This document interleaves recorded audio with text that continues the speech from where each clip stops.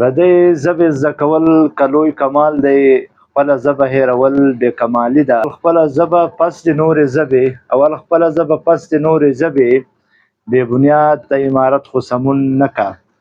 د پښتو نړیواله ورځ هم ډېره ډېره مبارک شه. او حمزه بابا وایي چې پښتو د ننګ او د غیرت نوم دی. پښتو له ویاځې یوه ژبه نه ده، د یو تهذیب او ثقافت نوم دی. او وایي اغیار چې د دوزخ ژبه ده، زه به جنت له د پښتو سره ځمه. یو بیا ډېره ډېره مبارک شه د پښتو نړیواله ورځ. موږ له پکار ده چې پښتو ولولو، پښتو کوو، پښتو ولیکو. د پښتو نړیوالې ورځ په مناسبت دغه ویډیو مې تر تاسو سره ورسوله. او پکار ده چې موږ دغه خپله پښتو له خدمت وکړو، دین اسلام له خدمت وکړو، پښتو له خدمت وکړو. او په دغه تاریخ، که هغه اسلامي تاریخ دی که بیا د پښتو تاریخ دی، په دې دواړو موږ ځان خبر کړو. او ډېره